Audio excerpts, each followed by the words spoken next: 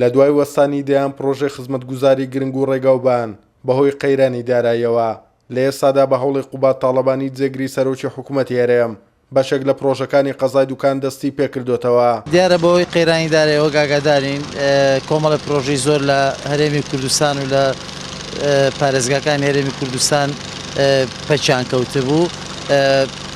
شارۆچکەی دوکان و ناحیەکانیش بەشێ بوون لەوانە کە کۆمەڵە پرۆژە تیای پەککەوتبوو.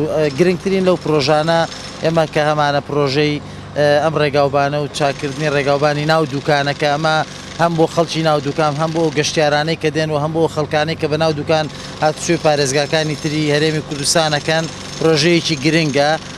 لە ئێستادا و پرۆژەیە دەستی پێکردوێتەوە بە بڕیاری بەڕێز جەنابی جێگری سەرۆکی حکوومەت جەنابی کاقوبات و کۆمەڵە پرۆژەی تریشمان پێشکەش کردووە لە ناحیەکان و لە گوندەکان کە پرۆژەی ئاو ڕووناچی و پرۆژەی ڕێگاوبان بە هەمان شێوە. دەستپێکردنەوەی و پرۆژانەی قەزای دوکان گرنگی خۆی هەیە بەهۆی ئەوەی بەشێک لە پرۆژەکان پرۆژەی ڕێگاوبانن. سەرۆکی شارەوانی قەزاکەش دەڵێت لە هەوڵی زیاتردا دەبن بۆ ئەوەی بەردەوامی بە تەواوکردنی سەرجەم پرۆژەکان بدەن. لە ساڵانی پێشوە چەندین پرۆژەمان لەسەر بودجەی حکوومەتی هەرێمی کوردستان بە تایبەتی بودجەی وەزارەتی شارەوانی چوو بۆ باری جێبەجێکردنەوە.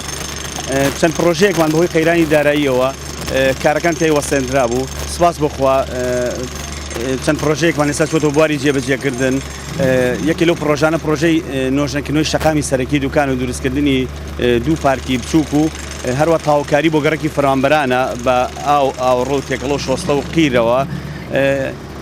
ئەمەش لە چوارچێوەی ئەو پرۆژانەیە کە لەلایەن بەڕێز کاقوبات جێگری سەرۆکی حکوومەتی هەرێمی کوردستان وەکو باقی قەزا و ناحیەکانی تر کە بودجەیەکی نەختینەی بۆ تەرخانکراوە و ئێستاش کارکردن تێیدا بەردەوامە و ستافێکی باش و ئێمە وەکو سەرۆکاتی شارەوانی و بەڕێوەبەرایەتی گشتی شارەوانیەکان ڕاستەوخۆ لایەن ئەندازیاری پێگە و سەرپەرشیار و سەرپەرشیانەکەین. 3 ساڵی ڕابردوو لە هەرێمی کوردستان قەیرانی دارایی سەدان پرۆژەی خزمەتگوزاری گرنگ و ڕێگاوبانی پەخێست. لە ئێستاشدا بە هەوڵی جێگری سەرۆکی حکوومەتی هەرێم بەشێکی زۆری پرۆژەکان دەستی پێکردوتەوە کە لە ناویاندا چەندین پرۆژەی گرنگی ڕێگاوبان هەیە. توانە عومەر، کورسات نیوز، قەزای دوکان.